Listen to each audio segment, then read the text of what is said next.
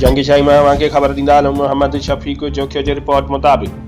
Sindh culture forum ज़िला ठठेपारा सिंध जे जग मशहूर तारीख़दान मोरख मुहक़िक़ अदीब ऐं सहाफ़ी पीर हिसामुद्दीन शाह राष्ट्र जी 42वीं वरसी जे मुनासिबत सां नामियारे मुहक़िक़ अदीब ऐं शाइर डॉक्टर मोहम्मद अली मांझीअ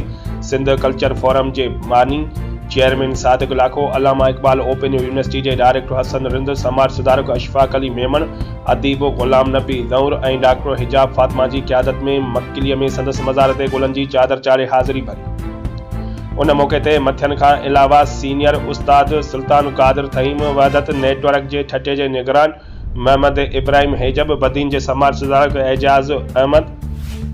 इनामुल्लाह काज़ी, सिंध कल्चर फोरम जे मोहरम अली पंवर, डॉक्टर हिजाब फातिमा, सचल सादिक, अब्दुल कदीर पंवर, पीर हिसामुद्दीन राशिदीअ खे ज़बरदस्त ख़िराज तहसीन पेश कयो। उन बैदि सिंध जे सालिह फर्ज़ंद शेख अब्दुल मजीद सिंधीअ जी मज़ार ऐं जग मशहूर मुहक़िक़ ऐं अदीब डॉक्टर एनीमरी शिमल जी यादगार ते पिणु गुल निशावर करे संदसि पोरे ऐं अज़मत खे भेटा पेश कई वई।